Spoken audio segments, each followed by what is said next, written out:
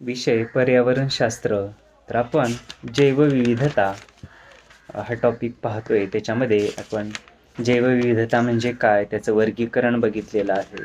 त्याच पद्धतीने जैवविविधतेसाठी अनुकूल असणारी किंवा संवेदनशील क्षेत्रे बघितलेली आहेत. त्याच पद्धतीनं जैवविविधतेवरील संकट आपण पाहतोय.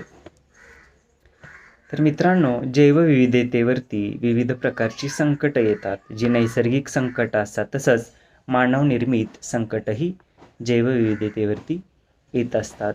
जसं अधिवासाचा ऱ्हास, वन्यजीवांची शिकार असेल, म्हणजे मानव व वन्यजीवन संघर्ष. तर अशी वेगवेगळी संकटे आपणाला दिसून येतात.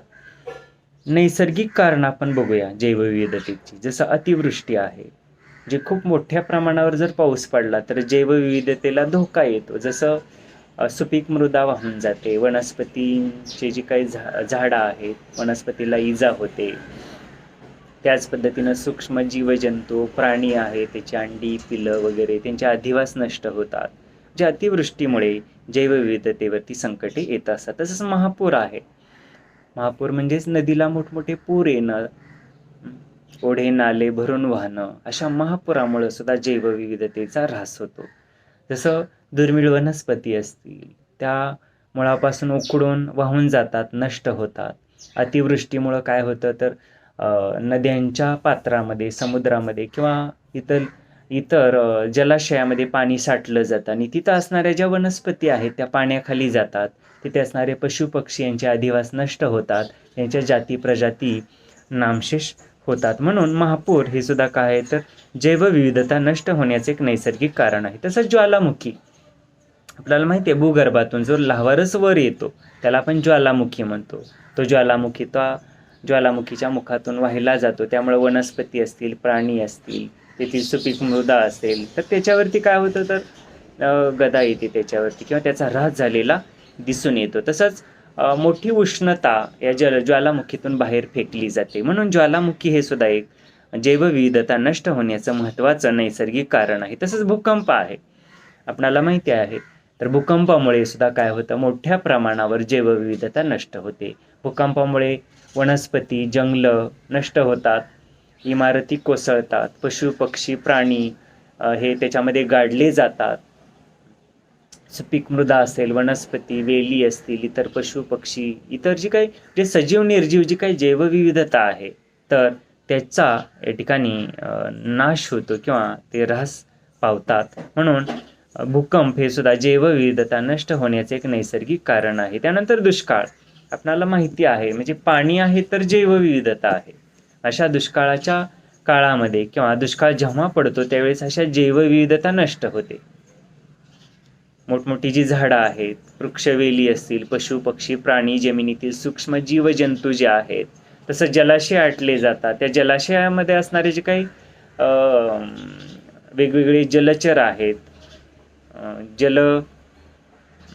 जलामध्ये असणारे जे काही प्राणी आहेत, काय मासे असतील, माशाचे वेगळे प्रजाती असतील, प्रवाळ असतील, वनस्पती असतील, ज्या सर्वांचा नाश होतो. म्हणून दुष्काळ हे सुद्धा जैवविविधता नष्ट होण्याचं महत्त्वाचं कारण आहे. तसंच तीव्र उन्हाळा, ज्याला आपण कडक उन्हाळा म्हणतो, म्हणजे या कडक उन्हाळ्यामुळे सुद्धा काय होतं, जैवविविधता नष्ट होते. कारण पाणीच नाही म्हटल्यानंतर वनस्पती सुकल्या जातात, पशुपक्षी जे आहेत ते सुद्धा पाण्याविना मृत पावतात, जलाशय आटली जातात. त्याच पद्धतीनं जो सुपीक प्रदेश आहे किंवा जो मळा आहे, फुलवलेली शेती आहे ती वाळून जाते. अशा ठिकाणी असणारी जैवविविधता नष्ट होते. म्हणून तीव्र उन्हाळा हे सुद्धा जैवविविधता नष्ट होण्याचं एक महत्त्वाचं नैसर्गिक कारण आहे. तसंच आगी, आपणाला माहिती आहे, जे आग जंगलामध्ये लागली जाते, ज्याला आपण वणवा पेटला असं म्हणतो, जे वनस्पती घासून आग निर्माण होते. त्याच पद्धतीनं इतर जे काही नैसर्गिक कारणं आहेत, वीज कोसळणं असेल किंवा वेगवेगळ्या रासायनिक क्रिया घडूनही अशा वनसंपदेला आग लागत असते. आणि या आगीमध्ये काय होतं तर जुन्या ज्या वनस्पती आहेत, नवीन वनस्पती आहेत, जी संरक्षित जंगलं आहेत, जी देवराई प्रकारची वनं आहेत, अशी सर्व वनसंपदा आणि त्या वनामध्ये राहणारे जे काही पशुपक्षी प्राणी असतील हे सुद्धा नाश पावतात. त्यांची अंडी, घरटे, अधिवास सर्व काही नष्ट होतं. म्हणून आग हे सुद्धा एक जैवविविधता नष्ट होण्याचं महत्त्वाचं कारण आहे. म्हणजे साधारणतः आपणाला ही कारणं जी आहेत ती निश्चितच कमी करता येतात. त्याच्यासाठी मानवी प्रयत्नांची गरज आहे असं आपणाला या ठिकाणी म्हणता येईल. त्यानंतर आपण मानवी कारणं बघूया किंवा मानवी क्रिया, की जी क्रिया किंवा जी कारणं जैवविविधतेचा नाश करण्यासाठी कारणीभूत ठरतात. तर त्याच्यामध्ये आपण लोकसंख्या म्हणूया. म्हणजे लोकसंख्या हे सुद्धा जैवविविधता नष्ट होण्याचं मानवी कारण आहे.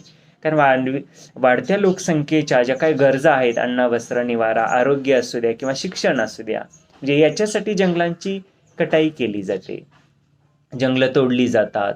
त्याच पद्धतीनं जास्तीत जास्त जमीन लागवडीखाली आणली जाते, त्यासाठी जंगलं तोडली जातात. जी काही भूसंपदा आहे त्याचं सपाटीकरण केलं जातं. तेथील मुरुम असेल, गाळ असेल, दगडं असतील किंवा तेथे असणाऱ्या वनस्पती असतील, म्हणजे याच्यावरती काय होतं तर संकट येतात. म्हणून मानवी क्रियामध्ये लोकसंख्या वाढ हे सुद्धा एक जैवविविधता नष्ट होण्याचं महत्त्वाचं कारण आहे. त्याच पद्धतीनं स्थलांतरित शेती याच्यामुळे सुद्धा जैवविविधतेचा नाश होतो. म्हणजे मोठ्या प्रमाणावर मानवी जीवन जेव्हा स्थलांतरित होत असतं विविध कारणामुळं आणि जिथं ते स्थायिक होतं त्या ठिकाणी शेती केली जाते. जशा स्थलांतरित शेतीमुळे सुद्धा जैवविविधता नष्ट होते. म्हणून हे एक मानवी कारण आहे असं आपल्याला सांगता येईल. त्याच पद्धतीनं मोठमोठी धरणं बांधली जातात आणि या धरणाच्या बांधणीसाठी मोठ्या प्रमाणावर दगड असेल किंवा वाळू असेल किंवा माती असेल याचा उपयोग केला जातो. तसंच तिथं स्थित असणारे जे काही मानवी जीवन आहे, तिथं उगवून आलेली किंवा असणारी जी काय वनसंपदा आहे, प्राणी, पशु, पक्षी संपदा आहे, तर याच्यावरती निश्चितच काय येते तर संकट येतात. म्हणून मोठमोठी धरणाची बांधणी हे सुद्धा जैवविविधता नष्ट होण्याचं मानवी कारण आहे. त्याच पद्धतीनं पडीक जमीन ओलिताखाली किंवा लागवडीखाली अन्न असेल, म्हणजे याच्यामुळं सुद्धा काय होतं तर या पडीक जमिनीवरील वनस्पती, पशुपक्षी यांचा अधिवास नष्ट होतो, ते नष्ट होतात आणि निश्चितच तेथील जैवविविधता ऱ्हास पावते. त्याच पद्धतीनं लाकडाचा वापर म्हणजे इंधनासाठी असेल जंगल कटाई केली जाते किंवा बांधकामासाठी असेल किंवा वेगवेगळ्या प्रकारची फर्निचर किंवा लाकूड काम करण्यासाठी मोठ्या प्रमाणावर जंगलांची कटाई केली जाते. म्हणून ते सुद्धा एक जैवविविधता नष्ट होण्याचं महत्त्वाचं मानवी कारण आहे. त्याच पद्धतीनं खाणी, जे लोकसंख्या जशी वाढत आहे तसे खाणकाम हा उद्योग सुद्धा वाढत आहे. कारण वाढत्या लोकसंख्येला या खाणीमधून वेगवेगळ्या घटकांचा पुरवठा होत असतो. म्हणून खाणकाम वाढतं आणि त्या खाणीच्या ठिकाणी असणारी जी काही जैवविविधता आहे ती ऱ्हास पावलेली दिसून येते.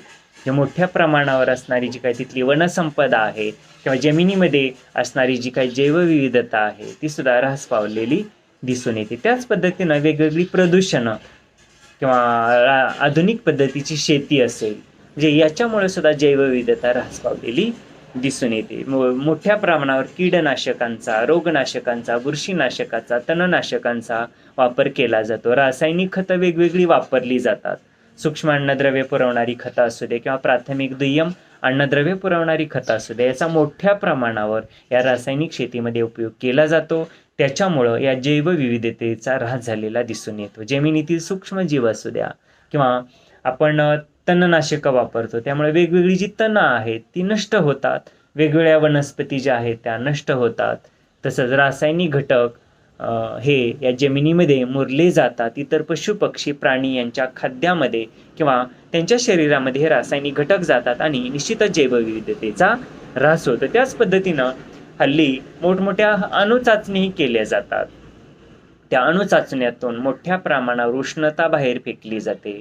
मोठ्या प्रमाणावर विषारी जे काही वायू आहेत ते बाहेर फेकले जातात आणि त्याचे दुष्परिणाम जैवविविधतेवरती होतात आणि जैवविविधता नाश पावणे. त्याच पद्धतीनं तेलविहिरीची खोदाई किंवा समुद्र तळावरती किंवा समुद्राच्या पाण्यावरती तेलाचा तवंग साठणं किंवा जहाजातून तेल गळती होणं, म्हणजे अशा विविध कारणामुळं आपणाला या जैवविविधतेचा ऱ्हास झालेला दिसून येतो. तेलांची गळती जेव्हा होते तेव्हा समुद्रातील त्या पाण्यामधील जलचर नष्ट होतात. पाण्यामध्ये असणाऱ्या ज्या वनस्पती आहेत त्यासुद्धा नष्ट होतात आणि निश्चितच जैवविविधता ऱ्हास पावते. म्हणून आपणाला अशी मानव क्रिया किंवा मानवी कारणं जैवविविधता नष्ट होण्यापाठीमागील आहेत असं या ठिकाणी म्हणता येईल. तर मित्रांनो, आता आपण जैवविविधता संरक्षणाच्या ज्या काही पद्धती आहेत त्या ठिकाणी पाहणार आहोत. तर प्रमुखतः या 2 पद्धती आहेत की ज्या 2 पद्धती वापरून आपण जैवविविधतेचे संरक्षण करू शकतो आणि पूर्ववत या जैवविविधतेला अभय देऊ शकतो, त्यांचं संरक्षण करू शकतो. तर पहिली जी पद्धत आहे ती मूलस्थानी संरक्षण पद्धत असं म्हटलेलं आहे. तर मूलस्थानी म्हणजेच जी काही जंगलं आहे ती संरक्षित असतात, तर त्या ठिकाणी ही जंगलं मानवी शिकार होतात, तर अशा जंगलांची कटाई आपण करता कामा नये. तसंच मानवी धोक्यापासून अशी स्थाने जी आहेत ती दूर ठेवली पाहिजेत. त्याचं नैसर्गिक जे काही सौंदर्य आहे ते आपण जपलं पाहिजे. ती जंगलं संरक्षित आपण ठेवली पाहिजेत. याच्यामध्ये राष्ट्रीय उद्यानामध्ये किंवा अभयारण्यामध्ये जे काही सजीव प्राणी आहेत त्यांच्या प्रजाती आहेत तर त्या संरक्षित ठेवणं म्हणजे त्याला मूलस्थानी संरक्षण असं या ठिकाणी आपण म्हणू शकतो. 85 राष्ट्रीय उद्याने व 448 वन्य प्राणी अशा अभयारण्यामध्ये सध्या त्यांची जोपासना केली जाते. तर याची जी काही जोपासना आहे करणं, त्यांची जैवविविधता टिकवून ठेवणं हे मूलस्थानी संरक्षण पद्धतीमध्ये मोडतं. म्हणजेच ज्या ठिकाणी ह्या वनस्पती आहेत, प्राणी आहेत त्या ठिकाणी संरक्षित करणं, त्यांचं जतन करणं, त्यांचं संगोपन करणं म्हणजे मूलस्थानी संरक्षण पद्धती होय. जैविक विविधतेने अशी 12 क्षेत्रे निश्चित केलेली आहेत की ज्याच्यामध्ये निलगिरी, नंदादेवी, नॉर्के, मानस, सुंदरबन, मनारचे आखात, ग्रेट निकोबार, सिमिलपाल, दिब्र सेखोवा, देहँग देबांग, पाचगडी, पंचगंगा जशा एकूण 12 क्षेत्रामध्ये अशी वन्य आणि पशुपक्ष्यांच्या प्रजाती संरक्षित करून ठेवल्या जातात. त्याच पद्धतीनं भारतातील 21 दलदलीचे जे काही प्रदेश आहेत, 15 खारफुटीची जी जंगलं आहेत आणि 4 कोरल रीफ क्षेत्रसुद्धा जैवविविधतेच्या दृष्टीने संरक्षित आहेत असं आपल्याला म्हणावं लागेल. म्हणजे या सर्व ठिकाणी सजीवांचे मूलस्थानी संरक्षण करण्याचं कार्य केलं जातं. म्हणजेच अशा संरक्षणाला आपण मूलस्थानी सजीव संरक्षण असं किंवा जैवविविधता संरक्षण असं म्हणू शकतो. अशा संवेदनशील परिसंस्थांच्या संवर्धनासाठी शास्त्रीय पद्धतीने व्यवस्थापन केलं जातं. सजीवांची नैसर्गिकरित्या काळजी त्या ठिकाणी घेतली जाते.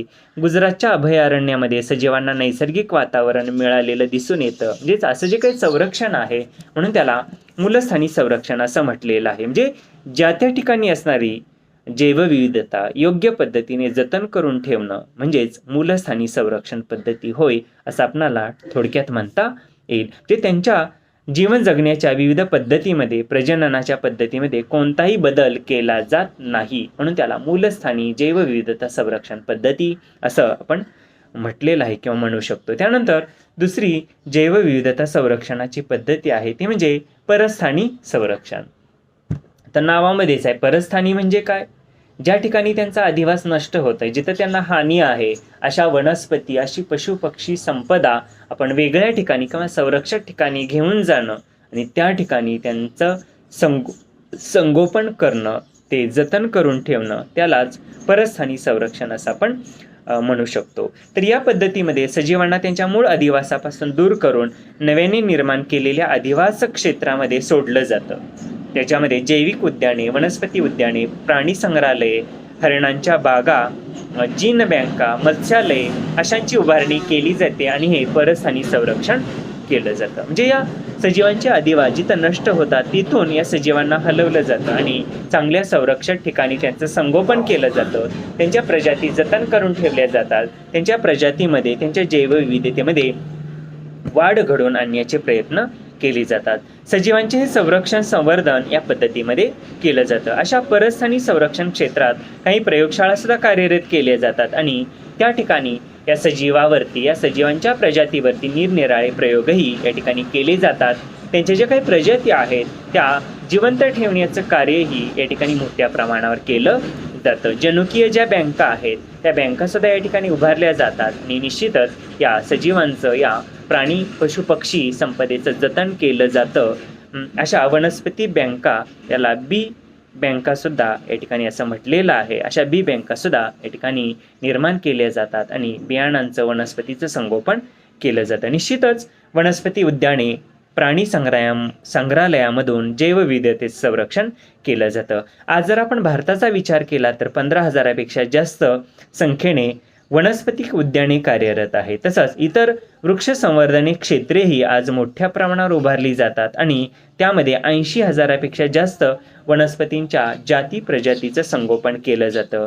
जगामध्ये 800पेक्षा जास्त प्राणी संग्रहालय कार्यरत आहेत आणि या प्राणी संग्रहालयामधून या वेगवेगळ्या दुर्मिळ अशा प्राण्यांचं संगोपन केलं जातं. त्याच पद्धतीनं प्राणी संग्रहालयामध्ये 3,000पेक्षा जास्त सस्तन पक्ष्यांच्या, सरपटणाऱ्या प्राण्यांच्या व उभयचर प्राण्यांच्या जाती प्रजातीही आज संरक्षित करून ठेवलेल्या आहेत.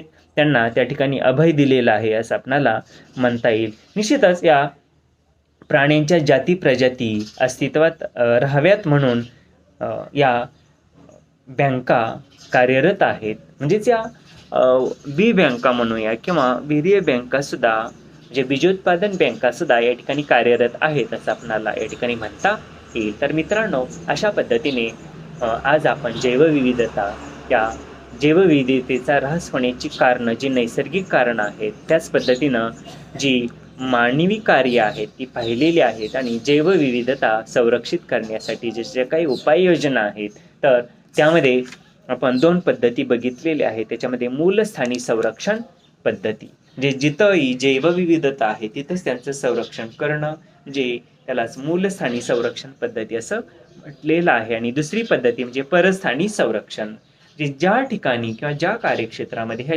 जैवविविधतेला धोका आहे तिथून ही जैवविविधता संरक्षक ठिकाणी नेणं आणि तिथं त्याचं संगोपन करणं, त्याच्यावरती प्रयोग करणं, त्यांच्या जाती प्रजाती तिथं वाढवणं, त्यांना संरक्षण देणं, त्यांना अभय देणं आणि त्यांचं मूळ सौंदर्य टिकून ठेवण्यासाठी सर्वतोपरी प्रयत्न करणं, अशा पद्धतीला आपण परस्थानी संरक्षण असं म्हटलेलं आहे. तर मित्रांनो, अशा पद्धतीने 2 प्रकार किंवा 2 पद्धती वापरून आपणाला या जैवविविधतेचं संरक्षण करता येतं आणि निसर्गातील अशा जैवविविधतेला आपल्याला अभय देता येतं.